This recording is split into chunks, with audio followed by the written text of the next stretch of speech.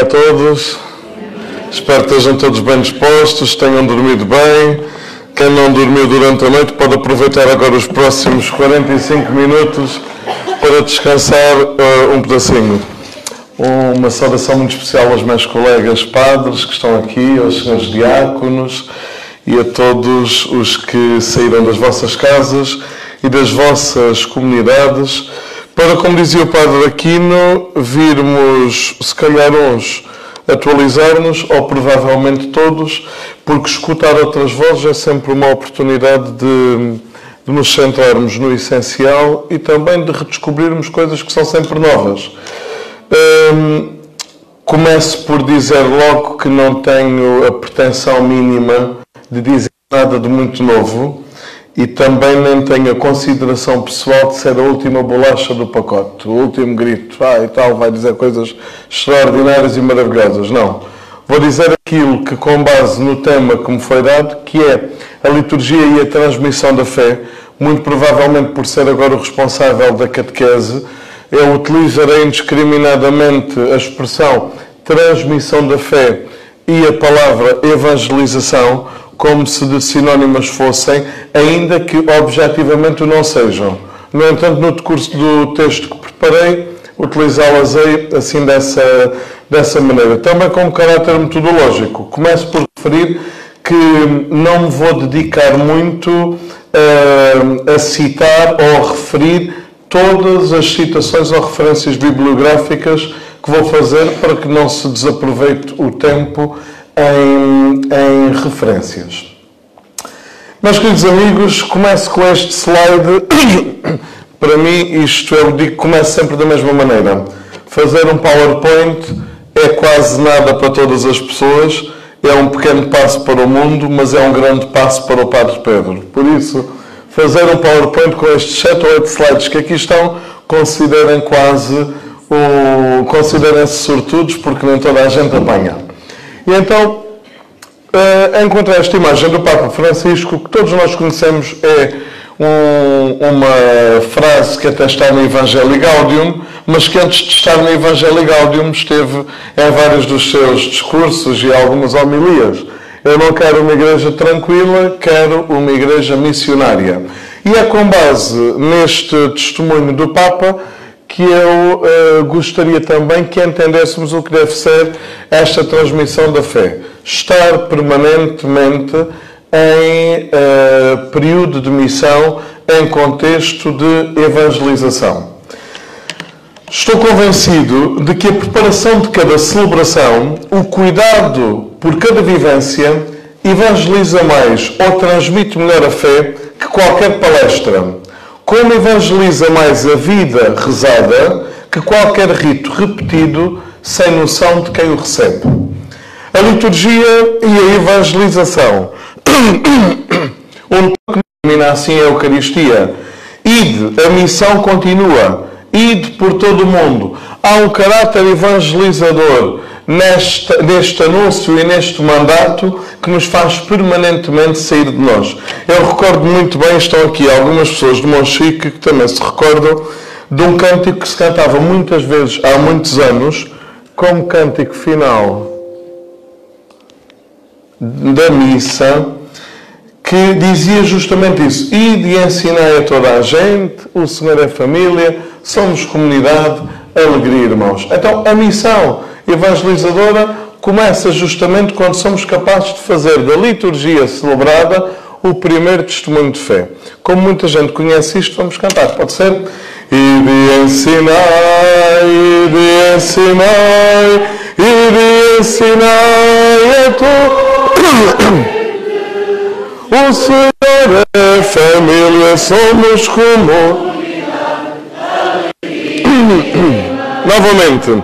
Ide ensinai, ide ensinai, ide ensinai a toda a gente.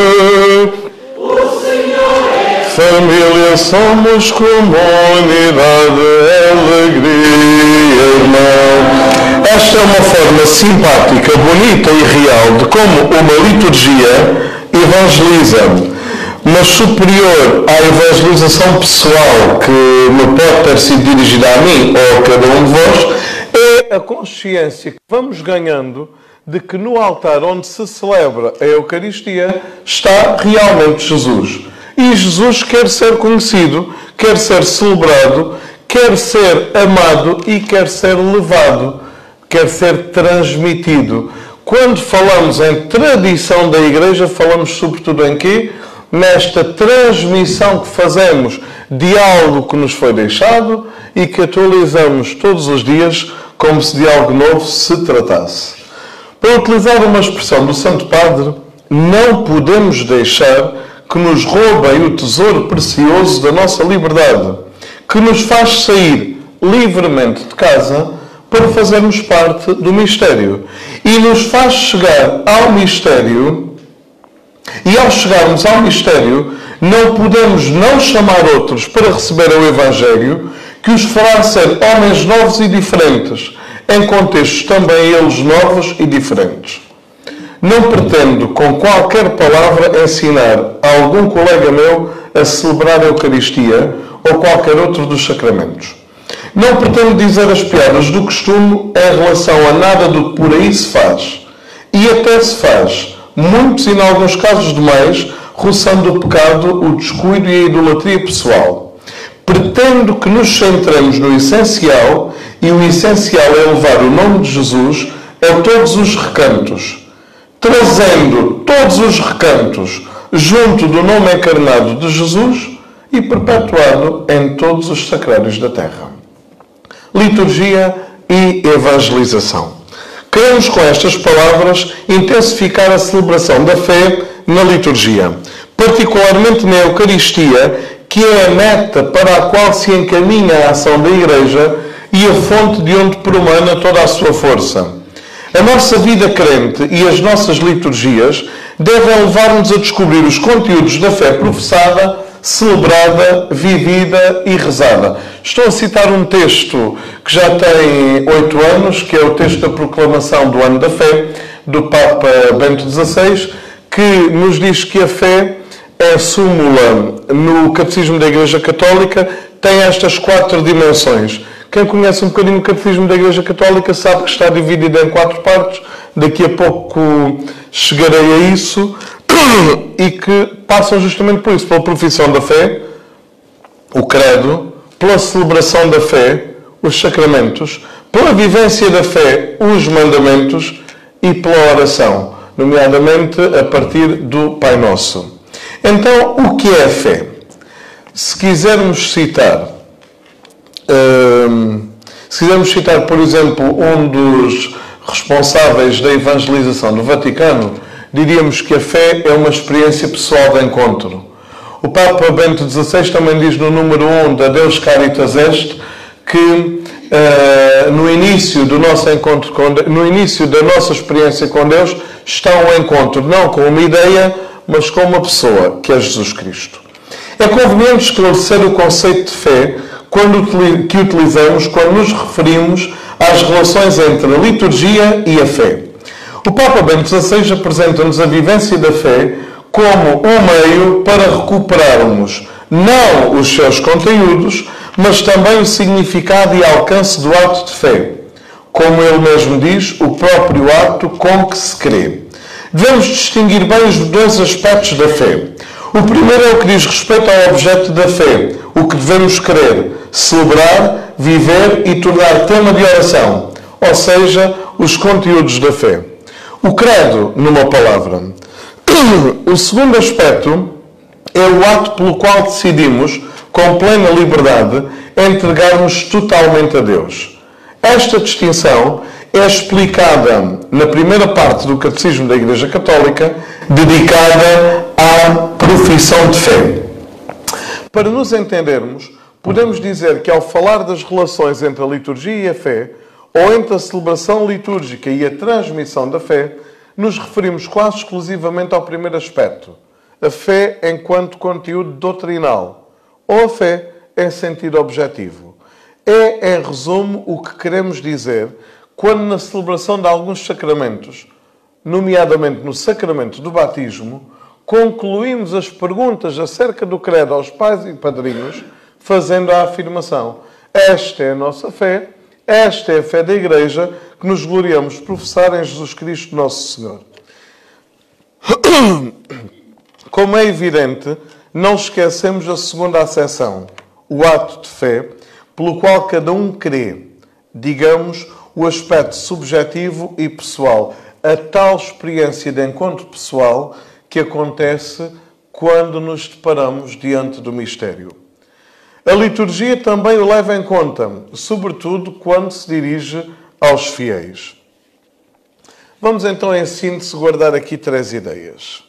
A Igreja crê conforme reza, de maneira que cada celebração litúrgica é uma verdadeira profissão de fé, existindo uma profunda relação entre o mistério cristão e a sua expressão ritual ou litúrgica. A fé que se professa, vive e se celebra com palavras e gestos na liturgia é sempre a fé da Igreja, que para além da comunidade concreta ou do grupo eclesial, que está para além da comunidade concreta ou do grupo eclesial que participa na celebração. A liturgia, com todas estas características, contribui também, e de modo muito eficaz, para a formação e enriquecimento da fé dos fiéis que participam nas celebrações. Vou fazer aqui um parênteses. Eu estou mesmo convencido que esta última afirmação é a mais importante que vou dizer aqui hoje. Estou convencido que a melhor catequese e a melhor forma de transmissão da fé, de mão dada com o testemunho, porque o que faz acontecer a liturgia é a fé, em primeiro lugar, é a presença real do Senhor, mas é a fé de quem se reúne em comunidade. Estou convencido que essa é a melhor forma de chegarmos ao coração de alguém. Se muitas vezes cativamos pelo testemunho, e o Papa Francisco recorda-nos que a fé muitas vezes é por contágio, nos Atos dos Apóstolos nós percebemos isso, vede como eles se amam.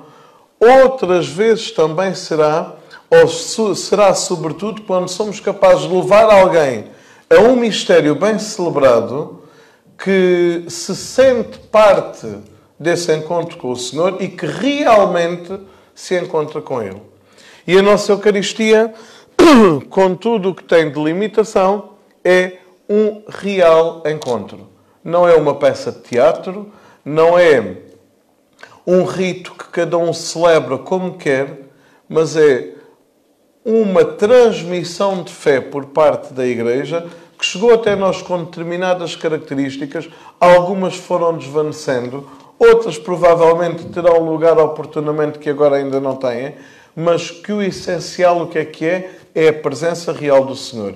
Só se pode apaixonar quem conhece. E para se conhecer realmente é preciso que o encontro na liturgia e a partir da liberdade da fé realmente aconteça.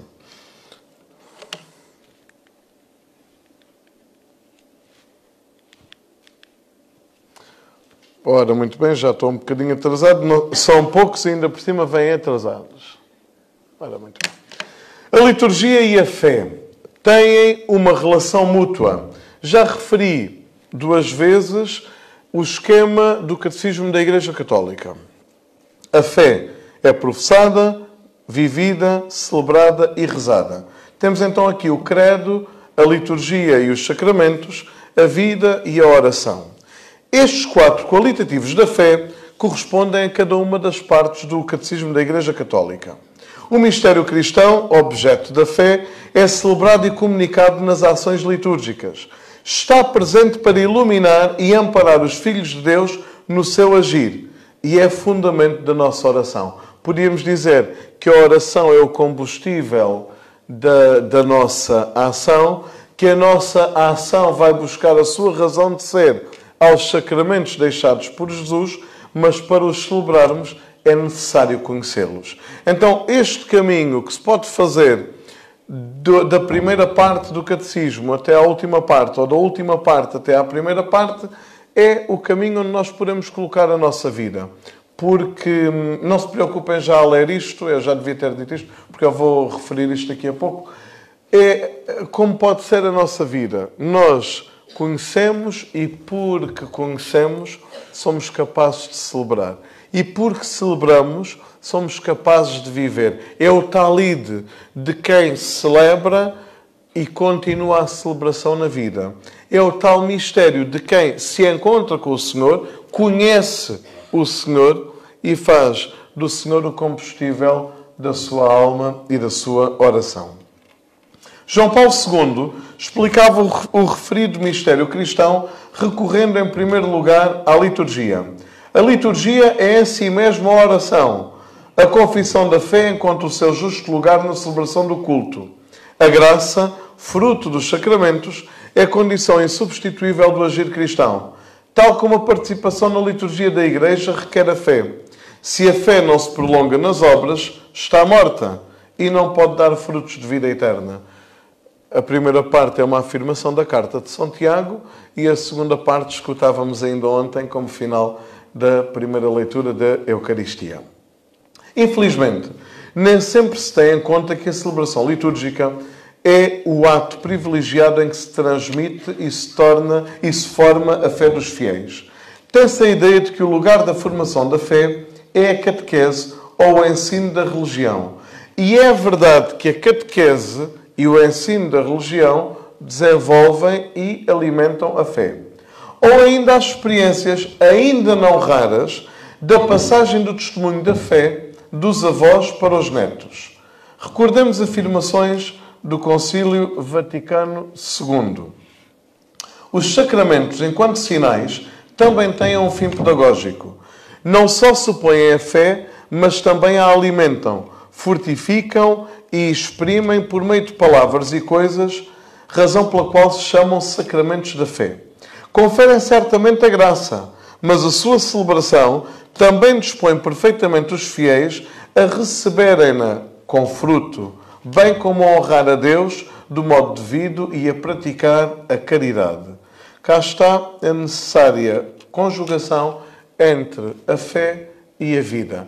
Aliás, o Papa João Paulo II vai dizer na Veritatis Splendor, que é uma encíclica que faz, que escreve que o grande problema entre a Igreja e a doutrina é que os cristãos assumem como que um divórcio entre a fé que professam e a vida que vivem.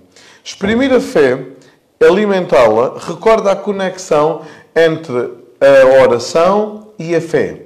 E recorda-nos também que a liturgia é um verdadeiro lugar teológico, no qual se manifesta a fé da Igreja, que contribui para a formação e educação da fé do povo cristão, do modo que lhe é próprio. Ora bem, então, a liturgia é, por excelência, o espaço e a fonte para a formação dos fiéis na oração. Existem muitos espaços. Nós podemos rezar em casa. Aliás, o livro da sabedoria diz-nos para contemplarmos a obra criada e, a partir da obra criada, chegarmos ao Criador. Temos, graças a Deus, muitas oportunidades. Podemos rezar no trabalho ou no carro. Não estamos a falar disso. Estamos a falar daquele espaço privilegiado de encontro em que eu estou objetivamente com o Senhor. E isso acontece na celebração do sacramento, em que quem preside é Jesus. O padre pode ser o maior patife, mas quem está a presidir a celebração é o Senhor. E isto faz cair logo do nosso coração qualquer ideia pessoal que tenhamos em relação a quem preside.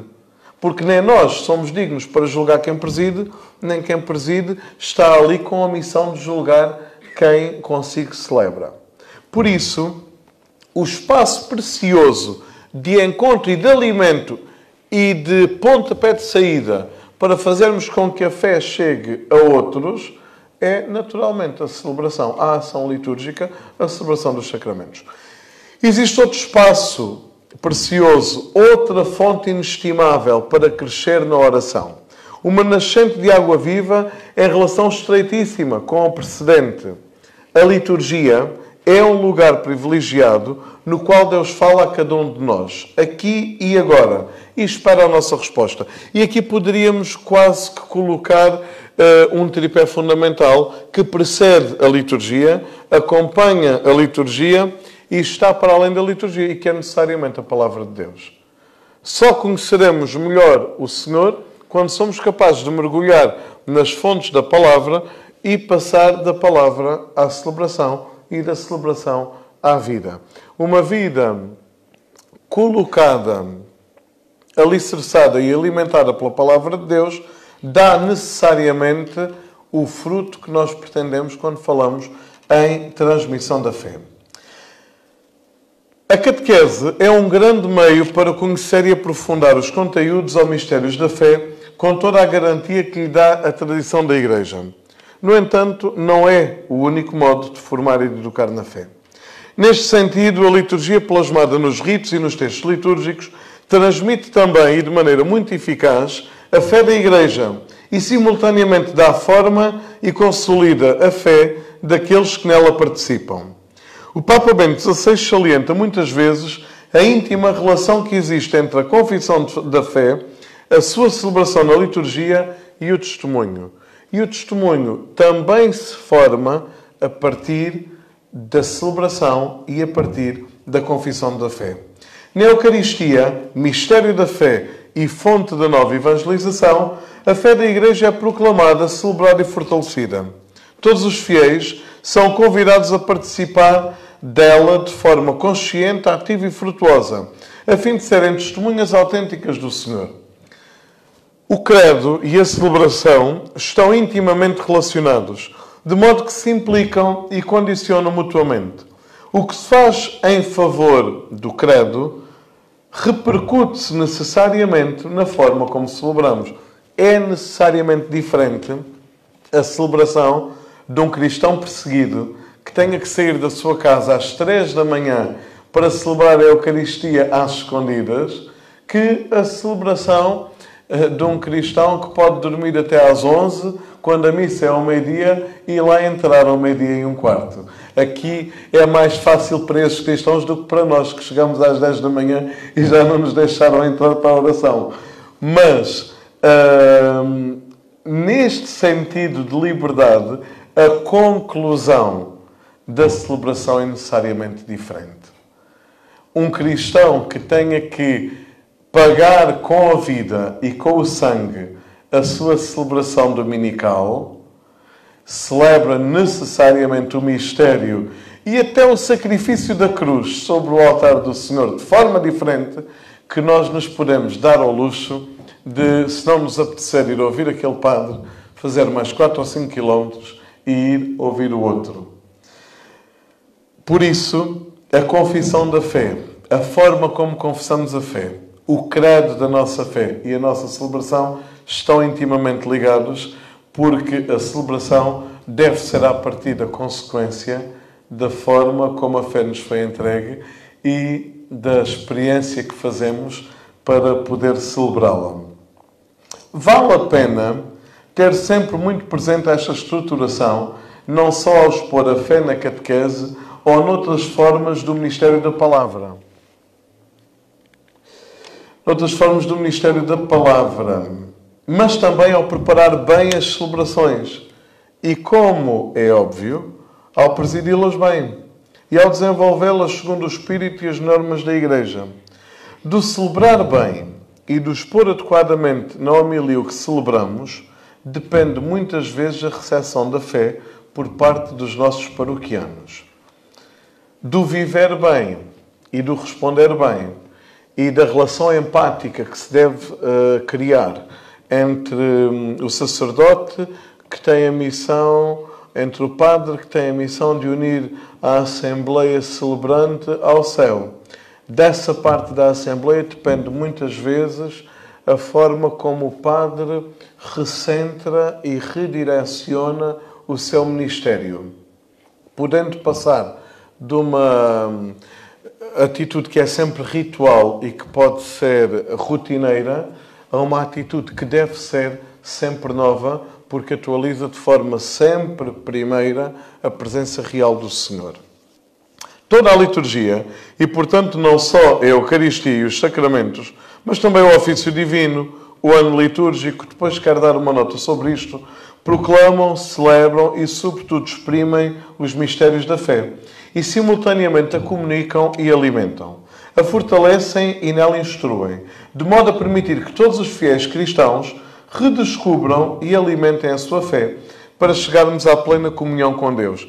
Estou convencido que uma grande catequese, uma boa forma de transmitirmos a fé, os mistérios da vida do Senhor e não as nossas inquietações pessoais, é um certo aproveitamento que podemos fazer das celebrações do ano litúrgico.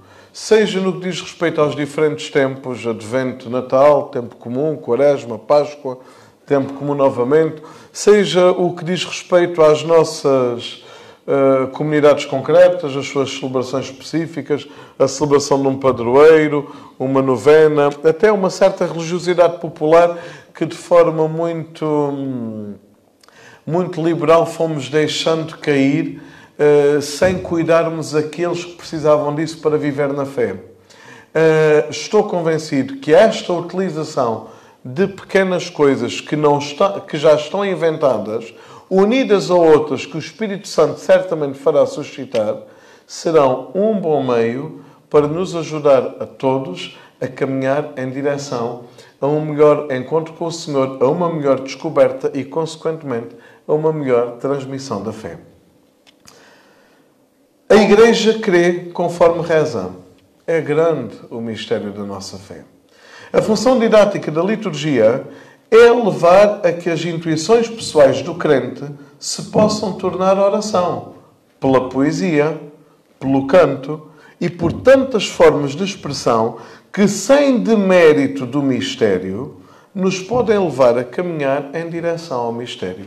O que é que eu quero dizer com isto? Quero dizer que há muitas formas, muitos dons de Deus que, justamente enquadrados e belamente inseridos, podem ajudar o crente, sem a invenção do extraordinário, a celebrar de forma ordinária aquilo que, por razão da sua existência, já é extraordinário, que é o mistério do encontro do Senhor. O mistério do encontro com o Senhor. Não celebramos a liturgia deste ou daquele padre, deste ou daquele bispo, deste ou daquele papa. Não celebramos o mistério deste ou daquele homem. Celebramos o mistério da liturgia, que é a atualização do mistério de Cristo. A liturgia tem, por isso, uma função didática muito objetiva. E eu arrisco agora a dizer 3 ou 4 pontos muito práticos, sem grandes explicações, onde podemos ir buscar uma certa didática para a nossa vida crente à liturgia. Primeiro, a liturgia da palavra. Se queremos aprender com o Senhor na liturgia para transmitirmos a fé, devemos conhecer a sua palavra. E conhecer a sua palavra é conhecer o Senhor. Porque a alma de toda a reflexão teológica, a alma de toda a pregação é necessariamente a Sagrada Escritura. E ao conhecermos a palavra, devemos conhecer os textos concretos de cada Eucaristia. Talvez a melhor forma de transmitirmos a fé celebrada não é só a escuta da palavra no momento em que vamos à missa e ao sairmos da missa, depois termos ouvido uma homilia que pode ter comentado as leituras, pode ter comentado o jogo de futebol do dia anterior, pode ter comentado as eleições do PSD que são hoje. A homilia não é para isso, mas às vezes pode acontecer que tenhamos escutado uma palavra mal proclamada e, para além de ter sido mal proclamada, podemos ter escutado ou não uma homilia que não comentou nada ou que comentou e que a nós não surtiu efeito. Pois, conhecer a palavra. Eu dou-vos um exemplo acabado, porque isto foi de uma reunião que eu tive ontem à noite. Hoje em dia há coisas muito engraçadas que se podem fazer. E preparando um bocadinho a vivência da Quaresma de um dos grupos de uma das minhas paróquias, houve uma pessoa que propôs que durante uma parte da Quaresma se criasse um grupo no WhatsApp, entre os 500 que cada um já tem, e todos os dias se publicasse apenas o Evangelho diário. E nós podemos dizer, então, mas para quê? Vamos a liturgia.pt e já lá está. Não precisa... Pois é, já lá está, mas se nós não o recebermos, se calhar não vamos. Quer dizer, eu acho que às vezes já há pormenores de que até são de brincadeira. É óbvio que nem toda a gente tem o WhatsApp, mas muita gente tem o WhatsApp. São de brincadeira que nos gastam 1 minuto e que de repente o que é que faz? Faz com que estejamos todos unidos no mesmo sentimento, pelo menos no momento em que lermos aquele texto. Pronto, isto é um pormenor. Outro aspecto prático, a homilia que faz parte da ação litúrgica é profundamente uma oportunidade evangelizadora e de transmissão da fé. Seja porque ela atualiza o que nós escutamos, seja porque ela tem como missão, sobretudo, não só atualizar o que escutamos, mas aplicar essa atualização à nossa vida. Entre outras coisas, há muitos sinais litúrgicos que nós podemos ir buscar à Sagrada Escritura e, graças a Deus, o Padre Aquino referia há bocadinho uma coisa com a qual eu me identifico totalmente.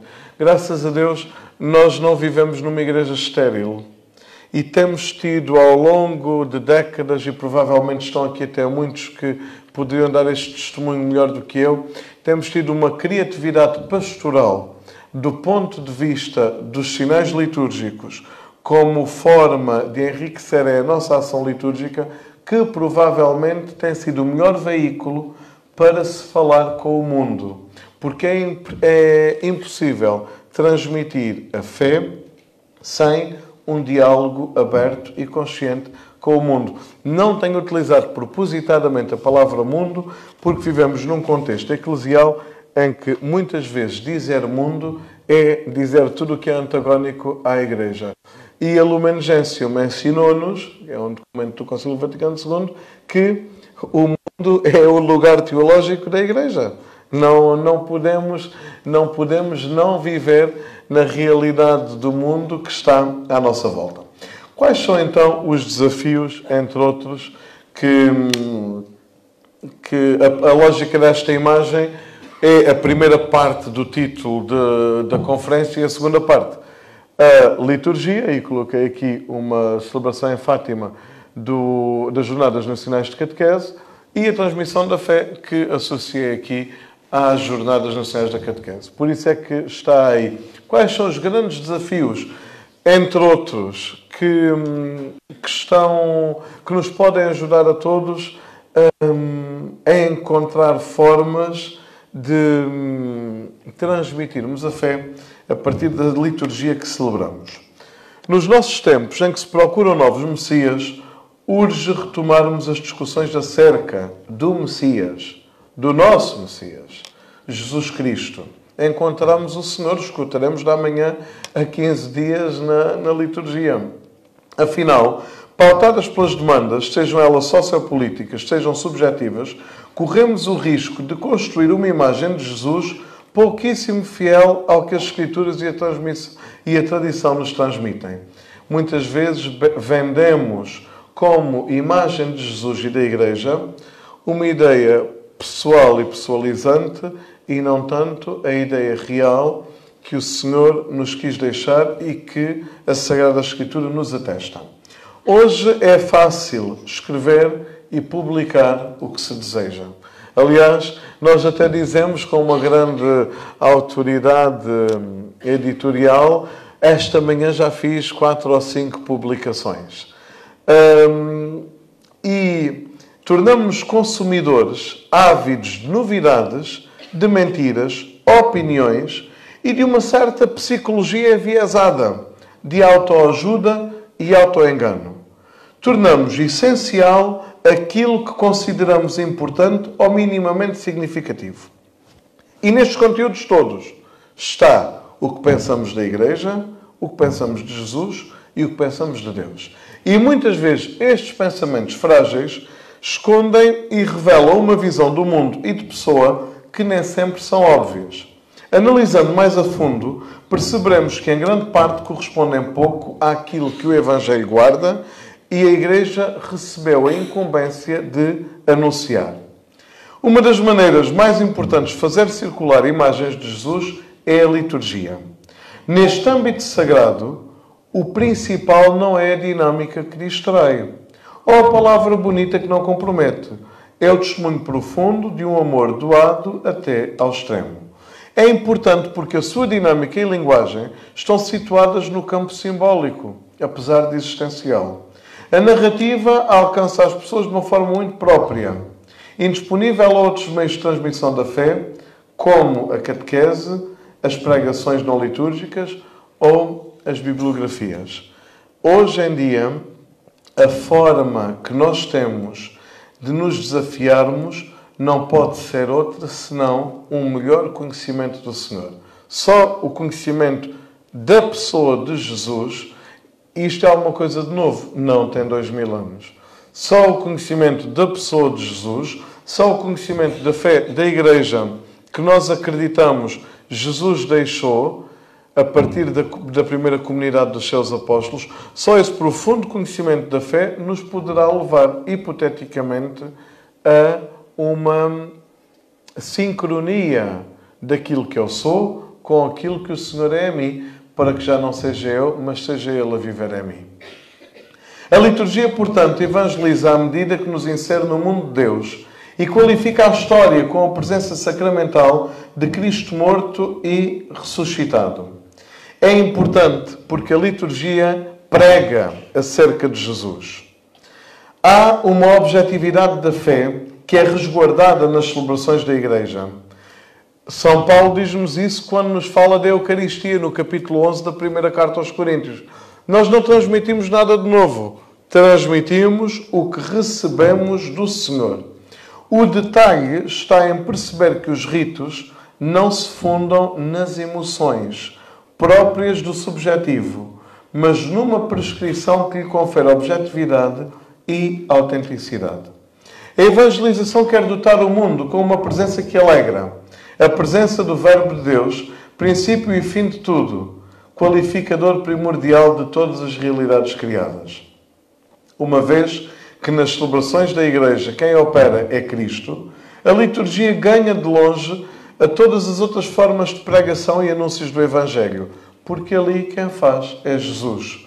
Nela e por ela, mais do que falar sobre Deus e as suas coisas, é Ele mesmo quem fala e pela sua palavra revela-se e entrega-se. Muita atenção ao endeusamento do instrumento de Deus. Ele é instrumento, nada mais que isso. É Deus quem faz. Por isso, o caráter transmissor da fé, da liturgia, não depende de quem a preside aparentemente, depende, sobretudo e especialmente, de quem a preside objetivamente e realmente, que é o Senhor. A liturgia, pela sua plasticidade ritual, não ilustra apenas o mistério. Ela mostra-o, revela-nos Jesus e insere-nos na Igreja. Por isso, a liturgia não é um somatório de coisas ou de ideias a serem comunicadas, mas uma presença a ser percebida, experimentada e expressa. A liturgia não é primeiramente pensamento, é corporeidade. O corpo antecede a mente, na verdade, a forma. A liturgia, portanto, evangeliza à medida que nos insere no mundo de Deus e qualifica a história com a presença sacramental de Cristo morto e ressuscitado. A liturgia é em si mesmo uma mistagogia. Aliás, esta tarde este encontro vai terminar com uma celebração mistagógica. E o que é que isso significa? A liturgia deve ser manifestação, epifania, celebrávamos no domingo, do mistério, de modo que a liturgia inicia-nos ao mistério de Cristo cada vez que nos faz celebrar esse mesmo mistério. O poder das celebrações reside em criar um marco comum que nos permita apreciar em profundidade a beleza da vida e que, por sua vez, nos faça sentir mais próximos ao mundo e às pessoas. Pela liturgia, o homem interior é enraizado e fundado no grande amor com o qual o Pai nos amou em seu Filho amado. É a mesma maravilha de Deus que é vivida e interiorizada por toda a oração, em todo o tempo no Espírito. Para concluir, Há uns anos, e quando digo há uns anos, talvez já perto de 20 anos, saiu um livro das Edições Paulinas, não sei se está ali, que tinha como título A Fonte de Liturgia. E a discussão, a partir do título original francês, era se o título se devia se chamar A Fonte da Liturgia ou A Liturgia da Fonte. E porquê? Porque Jesus é simultaneamente a fonte de toda a celebração, mas toda a celebração é para a fonte que Ele é. Por isso é que eu tenho aqui este título que aparentemente é absurdo e por baixo coloquei a imagem do próximo Congresso Eucarístico que decorrerá em Budapeste em setembro próximo e que tem justamente como tema todas as nossas fontes estão em Ti. E a imagem apresenta-nos esta fonte que nos vem justamente do mistério da cruz. A fé está na base da liturgia e dela é a fonte. E a liturgia alimenta a fé desde sempre, muitas vezes coadjuvada pela arte e sempre ajudada pela vida. O melhor testemunho da fé celebrada é a beleza dos filhos de Deus que se amam como irmãos. Foi isso que, por contágio, entusiasmou os cristãos, os primeiros cristãos dos Atos dos Apóstolos e que eu estou convencido continua a entusiasmar hoje os cristãos do século XXI. E isto que é? É apenas a resposta a um refrão que o Senhor nos deixou antes de partir para o céu, antes de subir ao céu. Ide por todo o mundo, anunciai a boa nova. Ide por todo o mundo, anunciai boa nova. Ide por todo o mundo, anunciai boa nova. Muito obrigado.